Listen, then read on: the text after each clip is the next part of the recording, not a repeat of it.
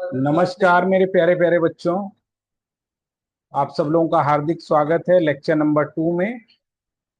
कल हमने उदारवाद के बारे में बात की थी और उदारवाद के 3 रूप होते हैं मेरे प्यारे प्यारे बच्चों। We did talk about liberalism and there are 3 type of liberalism. हमने एक तरह के लिबरलिज्म की बात की थी मेरे प्यारे प्यारे बच्चों। कौन से लिबरलिज्म की बात की थी, बोलिए। हमने बात की थी क्लासिकल, शास्त्रीय, क्या मेरे प्यारे प्यारे बच्चों, परंपरावादी। परंपरावादी यों की बात की थी मेरे प्यारे प्यारे बच्चों। यस और नो।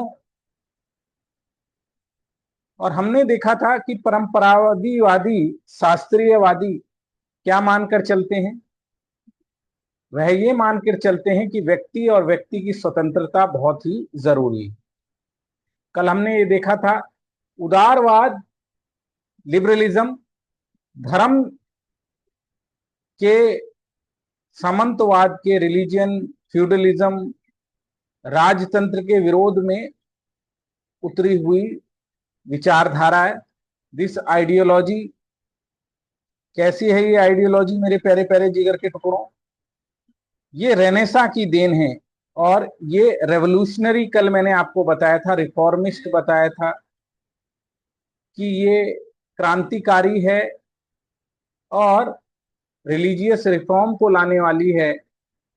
इसने जो अंधविश्वास थे उसकी जगह तर्क को बढ़ावा दिया, कई जन आंदोलन किए, इंडस्ट्रियलाइजेशन लाया, पूंजीपतियों को, कैपिटलिस्ट को, इंडस्ट्रियलाइजेशन को आगे बढ़ाया। इसलिए इस पे आरोप भी लगता है कि ये पूंजीपति का पोषक है।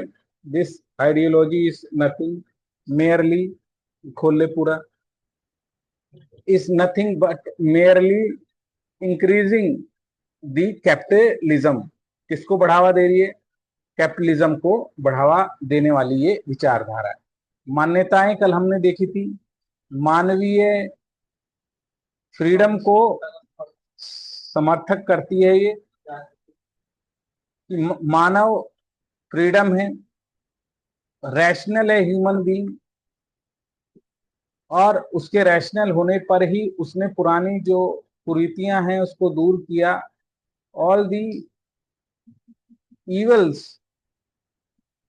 they have removed, the man has removed, development and humanity and all the science and technology has been taken place through the advent of technology, through technology, ये मानकर चलता है।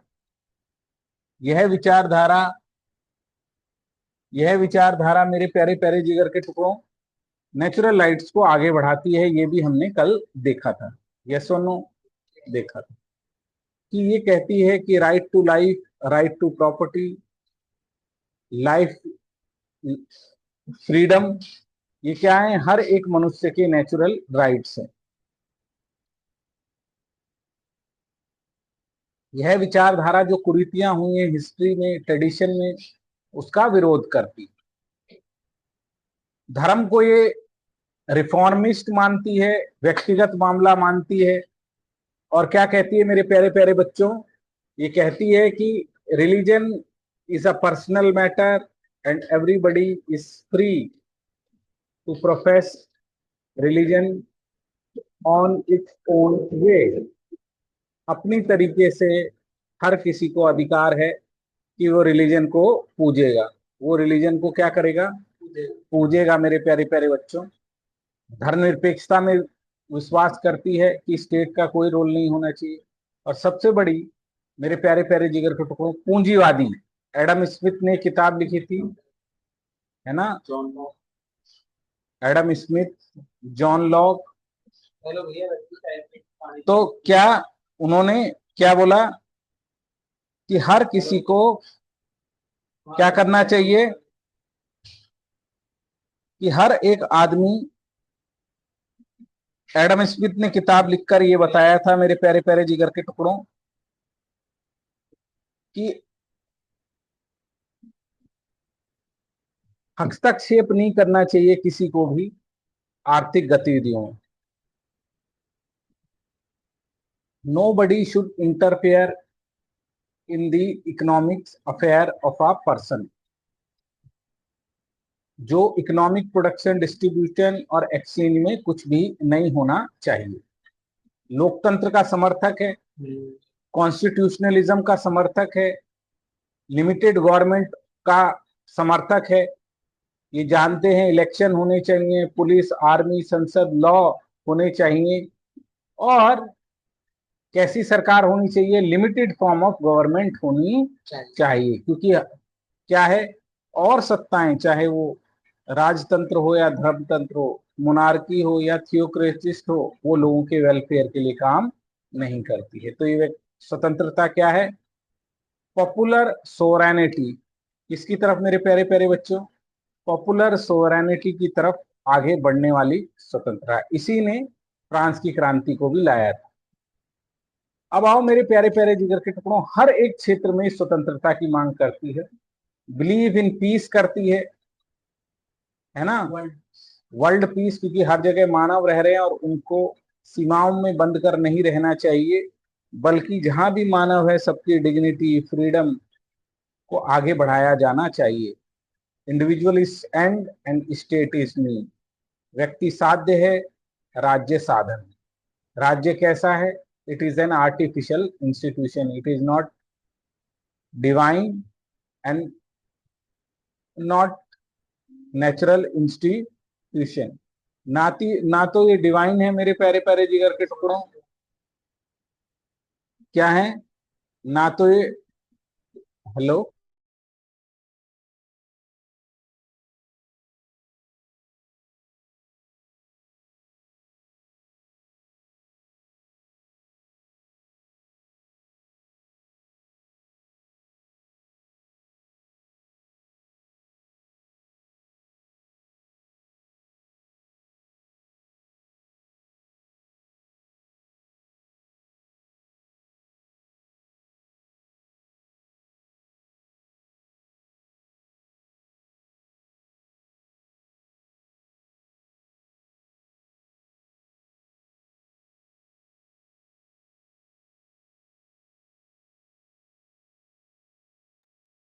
स्टेट को क्या बताता है? आर्टिफिशियल इंस्टीट्यूशन बताता है मेरे प्यारे प्यारे बच्चों। क्या कहता है? कोई ईश्वरीय प्राकृतिक संस्था नहीं है, बल्कि एक कृत्रिम संस्था है। State is not a divine और नेचुरल इंस्टीट्यूशन।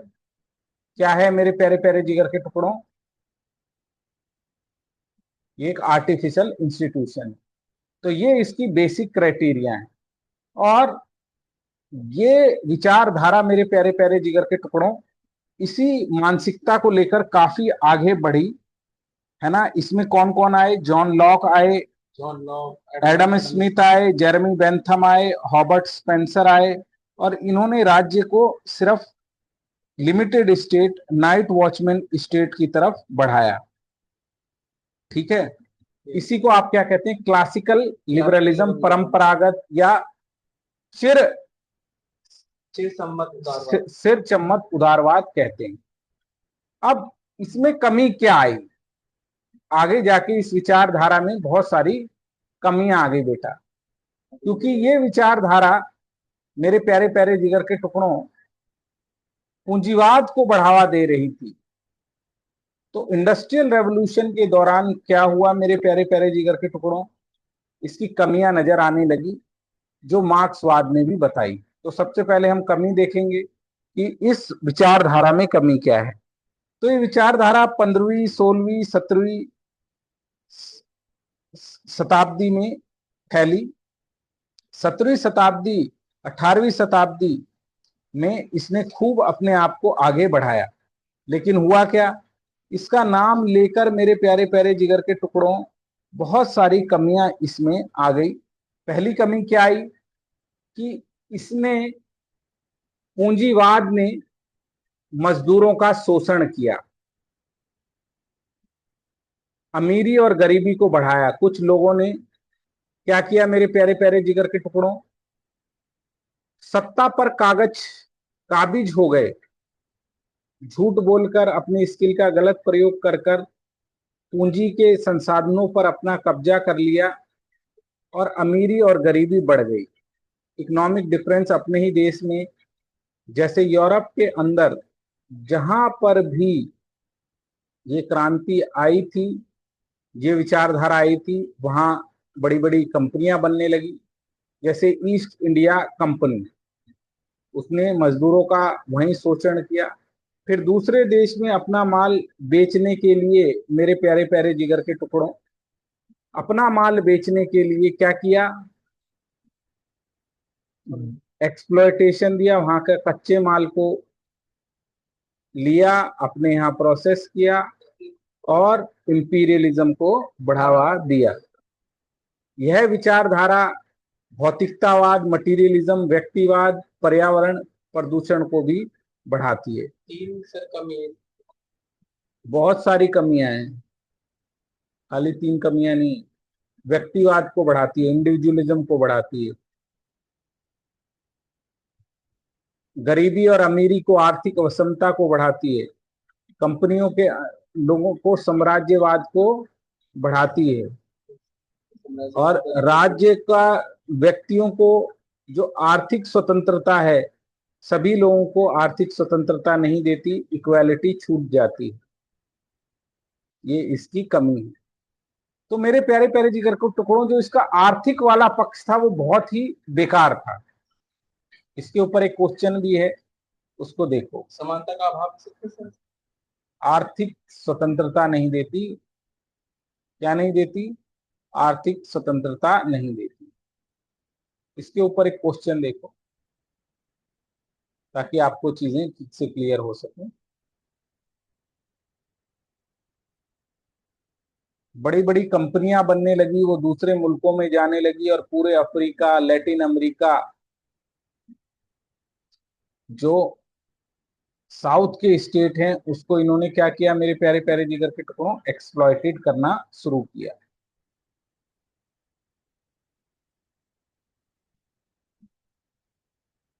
कमियां इसकी देखते हैं।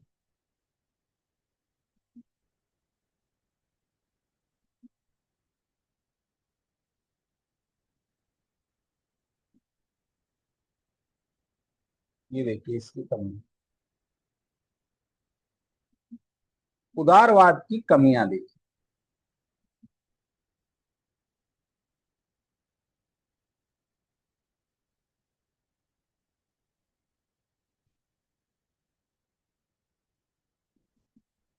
आर्थिक विषमता, तो पूंजीवाद से प्रतिस्पर्धा बढ़ी। शुरुआत में लोगों को सस्ती वस्तुएं मिली तथा रोजगार मिला, लेकिन पूंजीवाद के विकृत रूप ने, निजी संपत्ति की होड़ ने आगे जाकर आर्थिक विषमता को बढ़ावा दिया, जिसका कार्ल मार्क्स ने विरोध किया। इसी विचारधारा ने जब उनका माल बिकने बिकने लगा, तो पहले अपने देश के अंदर माल बेचा, लेकिन कितना कितना माल बेचेंगे? जैसे टीवी की कंपनी है और उसने अपने देश में सबको टीवी दे दिया है, तो अब क्या करे? अपनी कंपनी बंद कर दे? नहीं, वो दूसरे देश में जाएगी और दूसरे देश में जाकर टीवी बेचेगी, और अगर लोग नहीं लेंगे तो उनके साथ जबरदस्ती की जाएगी। तो अगर लोग नहीं ले रहे हैं तो लोगों के साथ जबरदस्ती करना। और पूंजीवाद, लेनिन ने भी ये कहा है कि पूंजीवाद आदमी के अंदर, विकृत पूंजीवाद, the distorted form of capitalism, क्या करती है? Leads to imperialism. इसको बढ़ावा देती है मेरे प्यारे प्यारे बच्चों, इंपीरियलिज्म को बढ़ावा देती है। तो पूंजीवाद ने औद्योगिक क्रांति का पहले मार्ग प्रशस्त किया, इंडस्ट्रियल रेवोल्यूशन आया इस दुनिया में, और उसके बाद मेरे प्यारे प्यारे जिगर के टुकड़ों, वस्तुओं और सेवाओं का उत्पादन शुरुआत में खूब बढ़ा। वस्तुओं और सेवाओं का उत्पादन खूब बढ़ा, लेकिन माल बेचने के चक्कर में, निजी मुनाफा कमाने के चक्कर में क्या करने लगे? वो तैयार माल को खपाने व कच्चे माल की प्राप्ति के लिए उन्होंने जबरदस्ती की देशों में, हमारे यहाँ ईस्ट इंडिया कंपनी ने की, America, Africa, Latin America, Indian सब कॉन्टिनेंट, सब देशों में गुलामी ले आई। मजदूरों का शोषण, पूंजीपति, मार्क्स ने यही कहा है, अतिरिक्त मूल्य का उसका सिद्धांत है कि theory of surplus, theory of surplus क्या, थ्योरी ऑफ सरप्लस में समझाता है कि जो हिस्सा पूंजीपतियों को मजदूरों को देना चाहिए वो देते नहीं है, जो उनके प्रॉफिट होते हैं, profit is greater to the than the wages, जो रेट ऑफ वो होता है, प्रॉफिट होता है, वो तनख्वाह बढ़ने की दर से हमेशा ज्यादा होता है। ये थॉमस पिक्टी ने भी समझाया था, कैपिटलिज्म इन 21st सेंचुरी। तो पूंजीपतियों द्वारा अधिक माल लाभ कमाना, मजदूरों का शोषण करना, कम वेतन देना, गंदी बस्तियों में लोगों का रहना, काम के घंटे अधिक होना, ये क्या है मेरे प्यारे प्यारे जिगर के टुकड़ों, इसका है महिलाओं का शोषण। यह विचारधारा क्योंकि व्यक्तिवाद को बढ़ावा देती है, तो व्यक्तिवाद को बढ़ावा देने के कारण महिलाओं को वो एक किसके रूप में देखते हैं, ऑब्जेक्ट के रूप में देखते हैं। कार्यस्थल पर उनका हिंसा, पुरुषों की अपेक्षा कम वेतन, महत्वपूर्ण पदों पर नियुक्ति नहीं, ये सब चीजें हैं। शासन कैसा होगा, पूंजीपतियों ने अपने लाभ को आगे बढ़ाने के लिए, मेरे प्यारे प्यारे बच्चों, राज्य का निर्माण केवल व्यक्ति के अधिकारों के लिए हुआ है। राज्य को कोई काम नहीं करना, किसी भी आर्थिक स्थिति में क्या नहीं करना चाहिए, हस्तक्षेप नहीं करना चाहिए। और limited state, night watchman state, सीमित स्टेट जिसका एक ही उद्देश्य है, कानून को बनाए रखना, देश के अंदर व्यवस्था बनाए रखना, और मेरे प्यारे प्यारे जिगर के टुकड़ों, अन्य राज्यों पर क्या ना हो, अन्य राज्यों का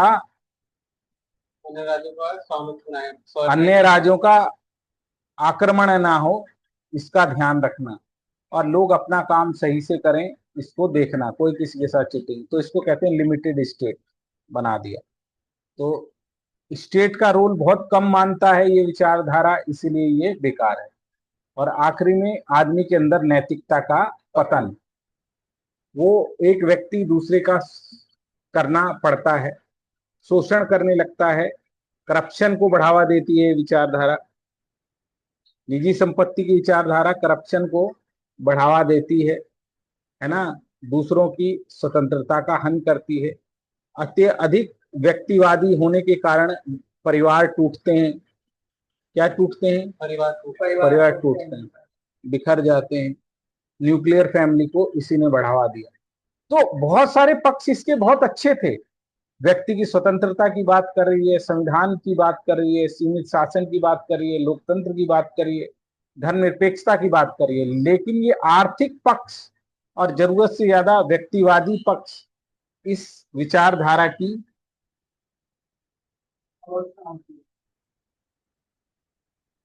बहुत बड़ी कमी है।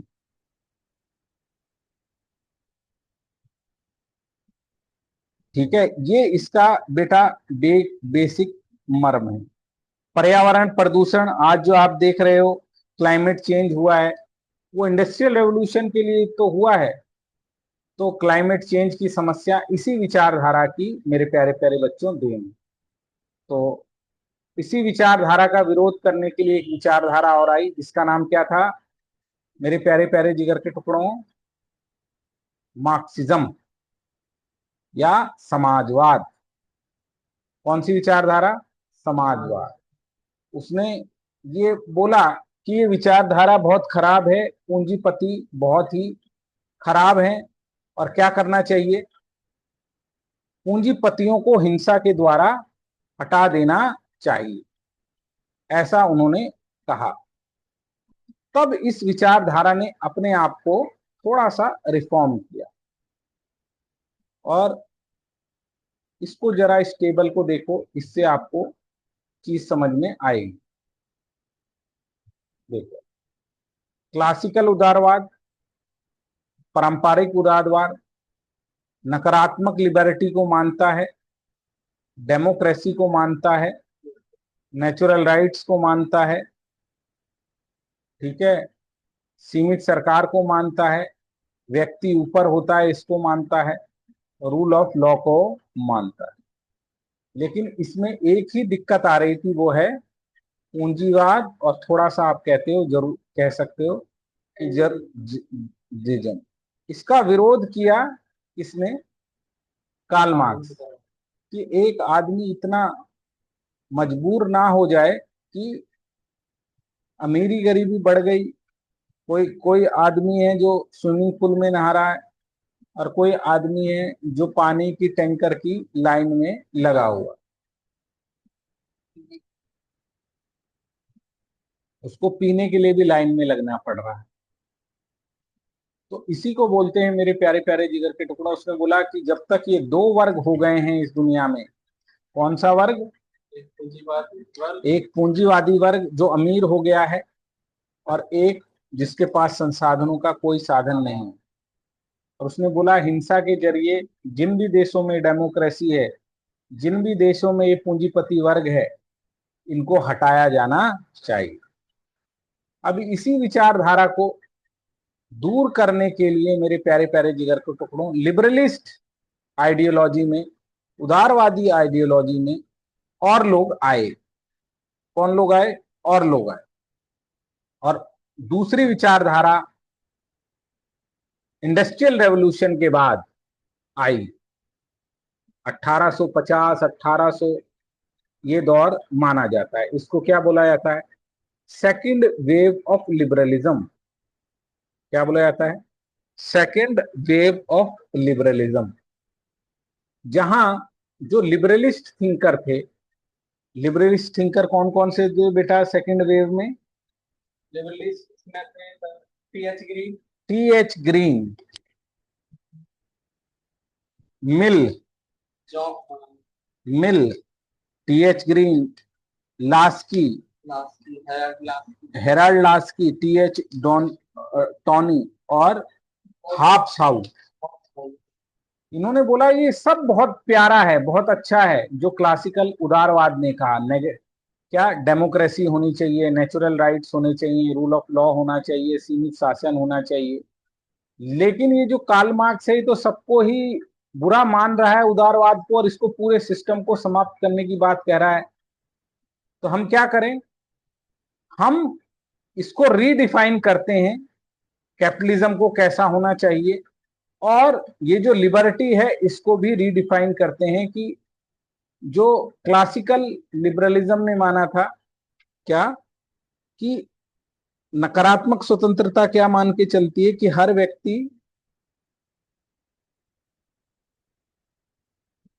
अपनी क्षमताओं के अनुसार काम कर सकता है, बट उसको कोई बंधन नहीं होना चाहिए, बाहर से कोई बंधन मत लगाओ।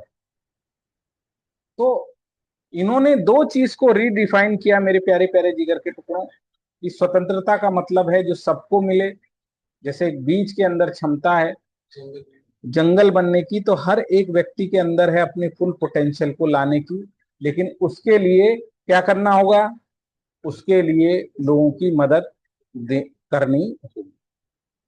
तो इन्होंने ये देख लिया था कि पूंजीवाद का डिस्टॉर्टेड रूप आ गया है, इंडस्ट्रियल रेवोल्यूशन कुछ ही लोगों को फायदा पहुंचा रहा है, इसीलिए इन्होंने सेकंड वेव ऑफ लिबरलिज्म की तरफ बढ़ावा दिया, आर्थिक विषमताओं को दूर करने की कोशिश की। इन्होंने कहा, क्या कहा? इन्होंने ये कहा कि जो ये आप कह रहे हो राज्य हस्तक्षेप नहीं करेगा। अरे राज्य हस्तक्षेप नहीं करेंगे तो क्या होगा?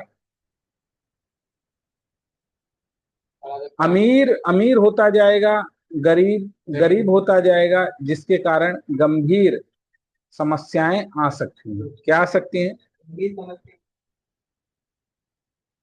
गंभीर समस्या आ सकती हैं। तो कार्ल मार्क्स ने तो पूरी व्यवस्था का धराशाही करने की कोशिश की थी।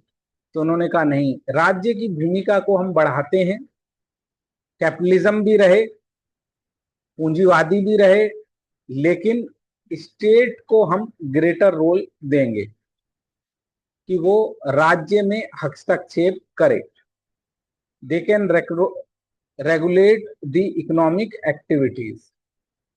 तो इन्होंने वकालत की मेरे प्यारे प्यारे बच्चों कि स्टेट पार्टिसिपेट कर सकता है इन इकोनॉमिक एक्टिविटीज के अंदर। तो राज्य को कैसी भूमिका दी? राज्य का पक्ष जो वहां उन्होंने नेगेटिव माना था, इन्होंने पॉजिटिव किया। जो नेगेटिव लिबर्टी मानी थी, वहां इन्होंने पॉजिटिव लिबर्टी दी। तो आइए इसको थोड़ा देखते हैं। और 1800 से 1850 से इन्होंने बोला कि भाई लोगों की मदद की जानी चाहिए। तो जो कमी आ गई थी पूंजीवाद के लिए, उनको इन्होंने दूर किया। देखिए, निर्बल और निर्धन लोगों की क्या की जानी चाहिए मेरे प्यारे प्यारे जिगर के टुकड़ों? सपोर्ट होना चाहिए। अब उनका सपोर्ट कैसे होगा? ताकि जो पिछड़ गए हैं उनके लिए सर्विसेज दी जाए। कैसी सर्विसेज दी जाए? सामाजिक सुरक्षा। राज्य को जनसाधारण के लिए क्या करना चाहिए? शिक्षा देनी चाहिए, मजदूरों के लिए, गरीब लोगों के लिए सस्ता परिवहन देना चाहिए, खाद्य सामग्री देनी चाहिए, पर्यावरण की स्वच्छता देनी चाहिए। तो इनका स्टेट कैसा इन्होंने माना? जो सोशल सिक्योरिटी दे, नेगेटिव नहीं पॉजिटिव। अफोर्डेबल हेल्थ केयर और एजुकेशन को आगे बढ़ाए, ट्रांसपोर्टेशन और रीजनेबल रेट्स को आगे बढ़ाए। तो आज देखो बसेज हैं जिसमें महिलाओं का टिकट भी नहीं लग रहा है। एंटरटेनमेंट को इन्होंने आगे बढ़ाया, सप्लाई ऑफ फूड आइटम्स को इन्होंने आगे बढ़ाया, इन्वायरमेंटल हाइजीन को इन्होंने आगे बढ़ाया। और क्या बोला मेरे प्यारे प्यारे जिगर के टुकड़ों? कि अमीर लोगों से हम टैक्स लेंगे, है ना। जो कुछ भी ये कमाएंगे, पूंजीपति लोग अपनी कंपनियां खोलेंगे, इनसे 30% हम टैक्स लेंगे और ये फिर गरीब जनता में बांट देंगे। तो इन्होंने क्या किया कि ये जो जो लेसा फेरिज्म का सिद्धांत था, इसकी जगह राज्य के सकारात्मक रोल पर बढ़ाया गया। तो इसको, इस स्टेट को कौन सा स्टेट बोलते हैं मेरे प्यारे प्यारे बच्चों? Socially democratic prospective of state under liberal approach. तो सामाजिक आर्थिक परिप्रेक्ष्य में राज्य की संकल्पना इन्होंने की। कैसा स्टेट बनाया मेरे प्यारे प्यारे जिगर के टुकड़ों? स्टेट इन्होंने बढ़ाया कल्याणकारी। कैसा स्टेट बनाया मित्र? The social welfare of the state. इसकी इन्होंने संकल्पना की। ये संकल्पना क्या है कि राज्य क्या करेगा मेरे प्यारे प्यारे जिगर के टुकड़ों? मार्क्स तो पूरे राज्य को ही हटाने की बात करता है, पूरे पूंजीपतियों को ही हटाने की बात करता है, संविधान को ही हटाने की बात करता है, कॉन्स्टिट्यूशन को हटाने की बात करता है। लेकिन इन्होंने सबको संभाल के रखा। बोला कि भाई ये तो खराब हो जाएगा मामला। तो अगले जो क्लासिकल लिबरलिस्ट थे, उनको मेरे प्यारे प्यारे जिगर के टुकड़ों, उनकी समस्याओं को दूर करने के लिए क्या किया? लिबरलिज्म ने अपने आप को चेंज किया। सेकंड वेव ये लेकर आए मेरे प्यारे प्यारे बच्चों, जिसको क्या कहते हैं? Social welfare state. राज्य की कल्याणकारी अवधारणा कि राज्य अब नकारात्मक राज्य नहीं होगा। State will not be just a night watchman, not entirely will be a limited state, but the state will be a proactive state. It will work in the interest of the weaker section of the society, laborers, women, and those who are in need. और वो need कैसे, पैसा कहां से इकट्ठा करेगा लोगों की मदद करने के लिए? Rich the taxes and distribute it to the labours. तो क्या करें मेरे प्यारे प्यारे बच्चों? गरीबों की आर्थिक मदद देने का हम पूरी तरीके से क्या करेंगे? प्रयास करेंगे।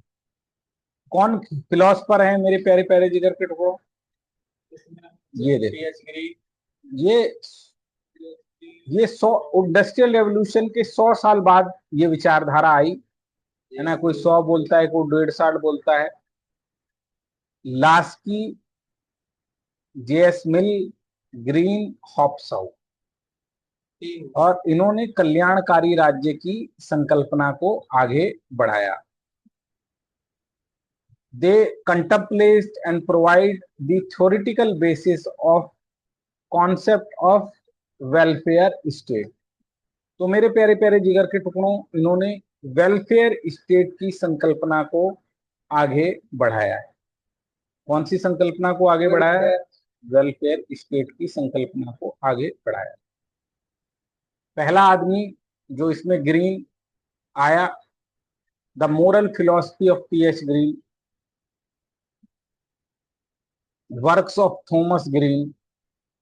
तो इन लोगों ने देख लिया था, ये देखो, T H. Green, J Rousseau, Immanuel Kant और हेगल, इन्होंने बोला वेलफेयर स्टेट होना चाहिए। इसके लिए पहली बार ये बात कर रहे हैं, ये इसकी पहली पहली संकल्पना है कि पूंजीवाद निजी संपत्ति को मानता था कि उसकी संपत्ति को किसी को छीनने का कोई अधिकार नहीं है, एक भी पैसा नहीं लेना चाहिए। लेकिन इन्होंने क्या कहा मेरे प्यारे प्यारे बच्चों? इन्होंने ये बोला संपत्ति का रेगुलेशन हो सकता है। संपत्ति का क्या हो सकता है? संपत्ति का रेगुलेशन हो सकता है। रेगुलेशन ऑफ प्रॉपर्टी, कि भाई सामाजिक हित में किसी की भी प्रॉपर्टी को रेगुलेट किया जा सकता है। रेगुलेशन का मतलब क्या होता है मेरे प्यारे प्यारे बच्चों? उनसे टैक्स लिया जा सकता है।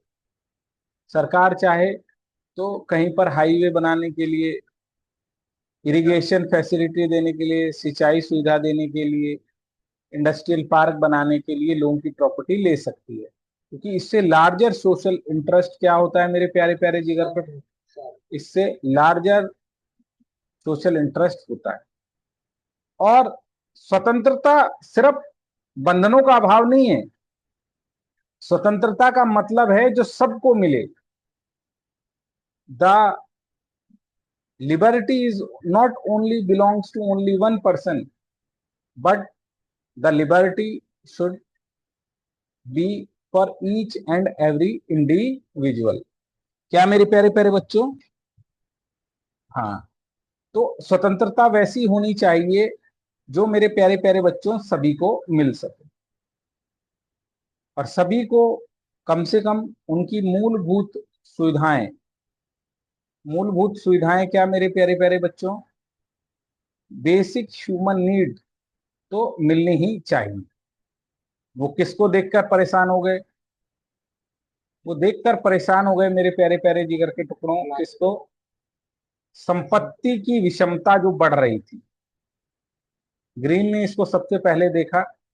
Inequality of position of property put green in dilemma.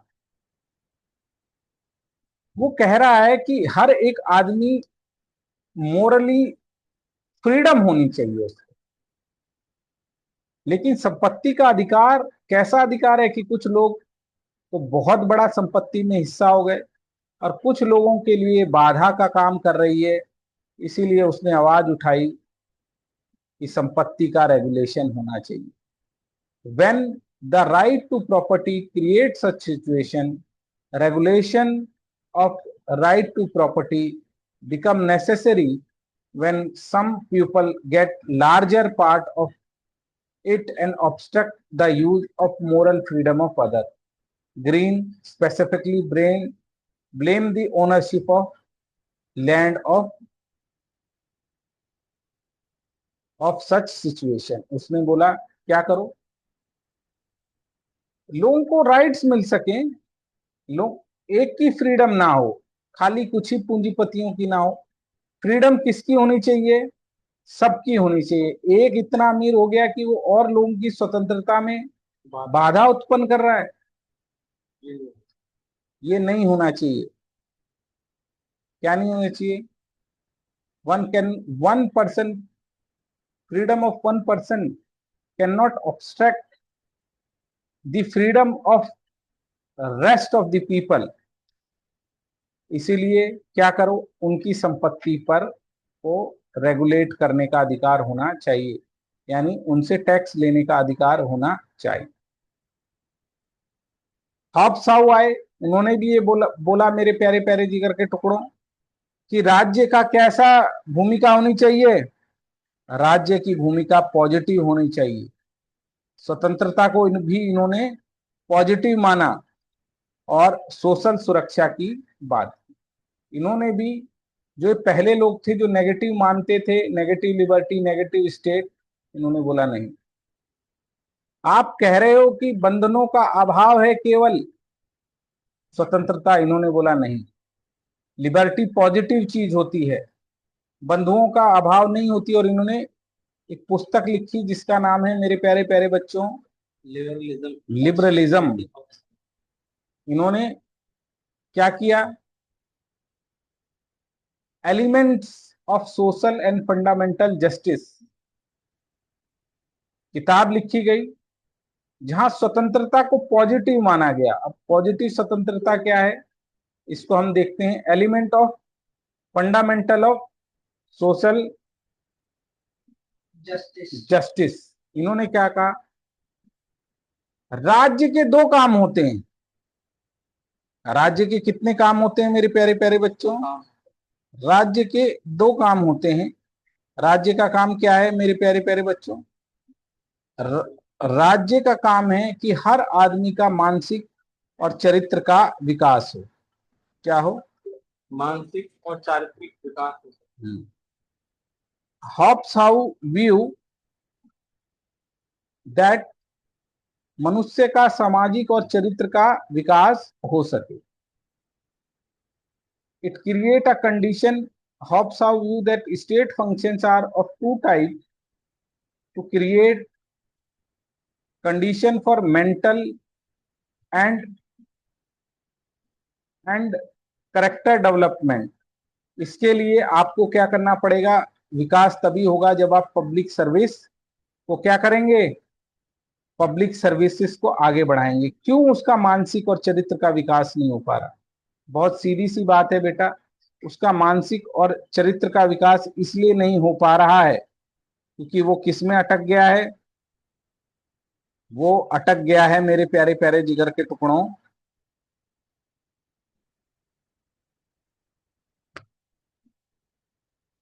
पैसा नहीं है उसके पास, ना ही उसके पास शिक्षा है। तो जब शिक्षा नहीं है, ट्रांसपोर्टेशन नहीं है, तो वो अपना कैसे विकास करेगा? तो उसने क्या कहा, सार्वजनिक सेवाओं का गठन करने के लिए राज्य के सदस्यों को स्वास्थ्य व कुशल नागरिक अपना जीवन बिता सकें, इसके लिए परिस्थितियां प्रदान करनी होंगी।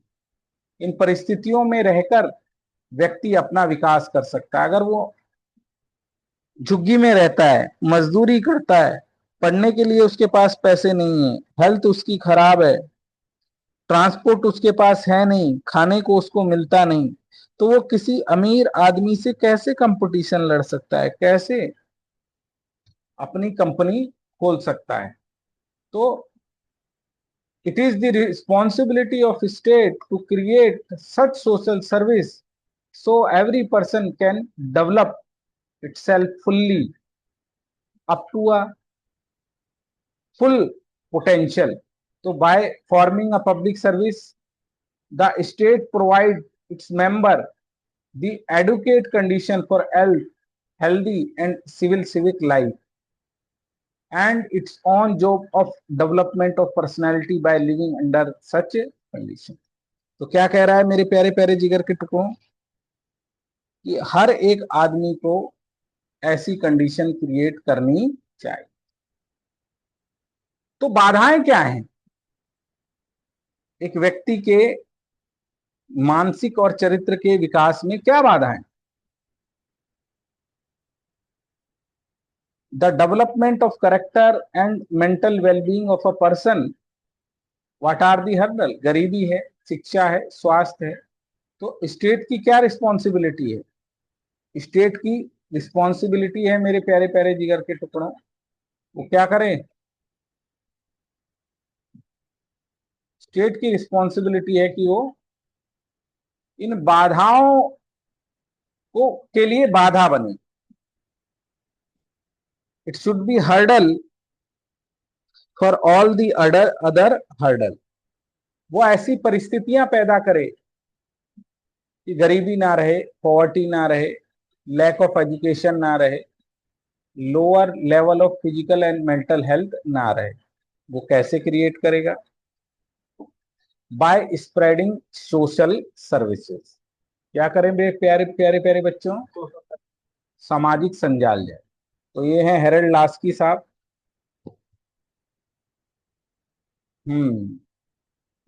लास्की जी ने काम किया।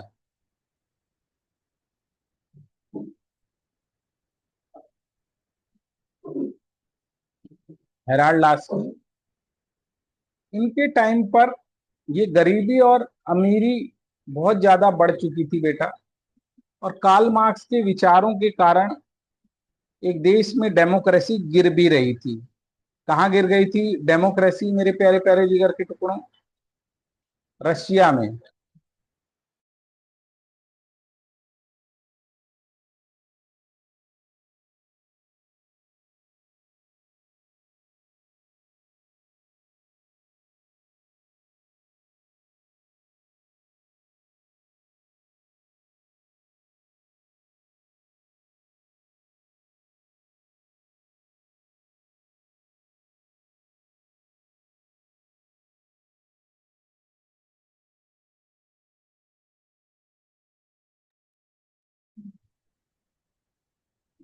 तो मेरे प्यारे प्यारे बच्चों, कार्ल मार्क्स की तरफ से मेरे प्यारे प्यारे जिगर के टुकड़ों क्या हो गया था? कार्ल मार्क्स की तरफ से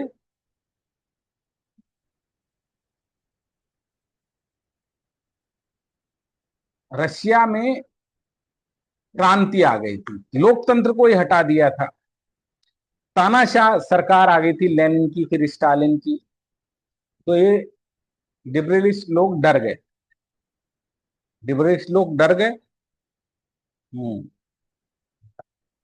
कि जो हमारी 200-300 साल की मेहनत है नेचुरल राइट्स को बनाने की, इंडिविजुअल को बनाने की, स्टेट को लिमिटेड बनाने की, जो लोगों को खूब फलने फूलने का मौका दे रहा है, ये तो कैपिटलिज्म के डिस्टॉर्टेड रूप से सब क्या हो रहा है?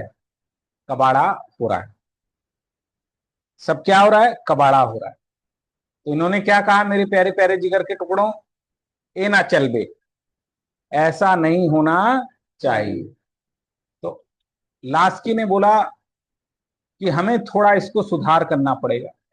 हाँ देखो, फर्स्ट वर्ल्ड वॉर हो गया, फिर रशिया के अंदर रेवोल्यूशन हो गया, फिर लीग ऑफ नेशन चेंज हो गया, लीग ऑफ नेशन बन गया। लेकिन उसी टाइम एक और विचारधारा आ गई, जिस फासिज्म। और इस लिबरलिज्म में एक दिक्कत और आ गई कि माल ज्यादा बन गया, डिमांड थी नहीं, तो महामंदी की सिचुएशन आ गई। तो rise of fascism in Italy, Nazism in Germany, and there was a great depression in Europe. So उसको लगा ये तो दिक्कत होने वाली है, हिटलर सब वो कर रहा है। इन परिस्थितियों ने कंसर्न जाहिर किया, ये क्या है? कैपिटलिज्म बुरी चीज है, डिस्टॉर्टेड हो गया है, कैपिटलिज्म में संकट आ गया है। और उसने देखा कि बड़ी बड़ी कंपनियां बन गई हैं, और बड़ी बड़ी कंपनियां के आगे राज्य भी फेल होते जा रहे हैं, है ना?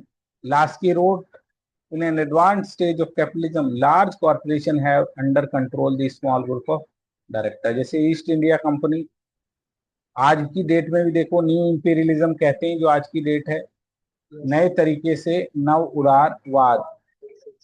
इसमें भी आज देख लीजिए गूगल, अमेजन, जो एक एक भाई तो राष्ट्रपति ना होने के बावजूद भी ट्रम्प को कंट्रोल कर रहा था, क्योंकि उसने उसको इलेक्शन जिताने में बहुत पैसे। मार्क जुकरबर्ग, मार्क जुकरबर्ग नहीं है उसका नाम, इलन मस्क। मस्क। जो करके फेसबुक का हाँ, जो फेसबुक का मालिक है, एलोन मस्क।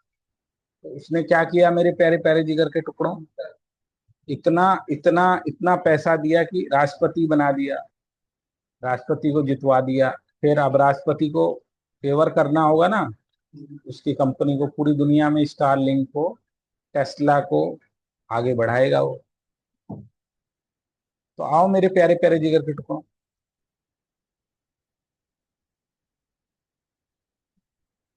तो क्या हुआ मेरे प्यारे प्यारे जिगर के टुकड़ों, डिस्टॉर्टेड फॉर्म ऑफ कैपिटलिज्म हो गया। बड़े बड़े ये कंपनियां ना तो अपने ही देश की सुनती हैं, ना कंज्यूमर की सुनती हैं, बस सबको अपने इशारे पर नचाती हैं।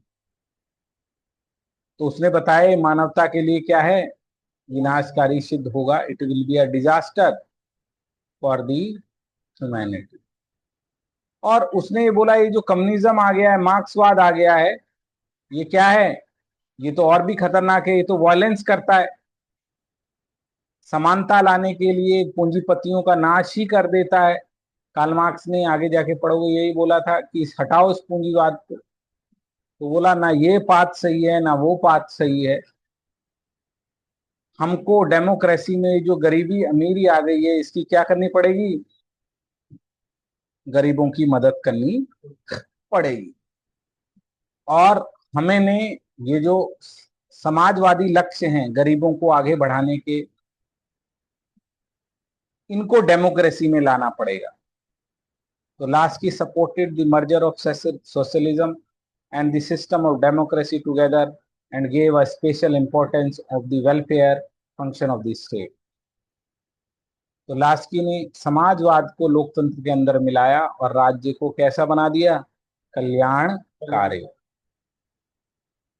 बोला अमीरों से टैक्स लिया जाए, उसने तर्क दिया कि राज्य करदाताओं से टैक्स ले और जनसाधारण और कमजोर वर्गों के लिए सामाजिक सेवा जुटाए। तो it mobilise the social service of masses and weaker section at the expense of taxpayer. उसने ये बोला कि लोगों को कमाने दो, ये अच्छी चीज है। तो संपदा, लास्की का यह तर्क था कि समाज में संपदा अर्जित करने पर कोई प्रतिबंध नहीं होना चाहिए, परंतु संपन्न वर्गों पर भारी टैक्स लगाकर आर्थिक विषमताओं को कम किया जाना चाहिए। तो Lasky argued that there should be no restriction on wealth in acquiring in the society, but economic inequality should be reduced by imposing heavy taxes on affluent taxes. इसने क्या बोला कि ये जो भी चीजें बन रही हैं इस पर भी राज्य को थोड़ा कंट्रोल लेना होगा, रेगुलेट करना होगा, ताकि आर्थिक रेगुलेशन की बात की इसने, ताकि आर्थिक विषमताओं को कम किया जाए। This would required increase control over the means of production and distribution, reducing the huge economic disparity through a progressive system of taxation. इसीलिए उन्होंने क्या बोला, कल्याणकारी राज्य को बढ़ाना होगा। और दो विचारधाराएं ये जो 20वीं शताब्दी के में आनी चालू हो गई, मतलब 1850 के बाद से ही माना जाता है, मतलब कोई टाइमलाइन फिट नहीं है, कोई 1800 कह देगा, कोई 1850 कह देगा, कि राज्य को क्या बनाया जाए, वेलफेयर बनाया जाए, जो कि क्या करे, सामाजिक सुरक्षा को बढ़ावा दे। तो since the first half of the 20th century the state field work has been growing continuously almost everywhere here due to the expansion of welfare state, and where is the feeling of social security has increased among the people. ठीक है, अब आओ, तो ये विचार मेरे प्यारे प्यारे जिगर के टुकड़ों किसने फैलाए, ये देखो, welfare state provide much needed assistance, help childrens, help reduce crime rate, help improve skill base, health care is vital. इसको इसने क्या की मेरे प्यारे प्यारे बच्चों, आगे बढ़ाने की बात की। ये सब करना, और ये सिस्टम पूरी दुनिया में आ गया। 20वीं शताब्दी के शुरुआत में आज सारे राज्य कल्याणकारी हैं, और वो लोगों का क्या कर रहे हैं, वेलफेयर कर रहे हैं। आज भारत में भी देखते हो आप क्या हो रहा है। हाँ, फ्री फ्री भोजन, फ्री पानी, बिजली के रेट कम, ट्रांसपोर्ट, उज्ज्वला योजना, सुकन्या समृद्धि योजना, अस्पतालों का खुलना, ये क्या है, इसके बहुत बड़े कारण। आयुष्मान भारत योजना, ये सब क्या है, इसी की पहल है। पर तो क्लासिकल लिबरलिज्म और इस वाले लिबरलिज्म में आपको अंतर समझ में आ गया होगा। अब आइए, इससे जुड़ा हुआ कोई क्वेश्चन है तो उसको देखते हैं।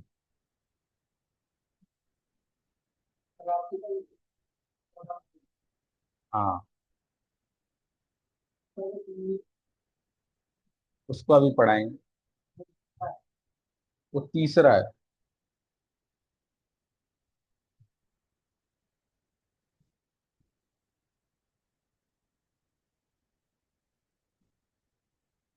ये इसके दिखाई दे रहे हैं बेटा, ये इसके नोट्स हैं। यस।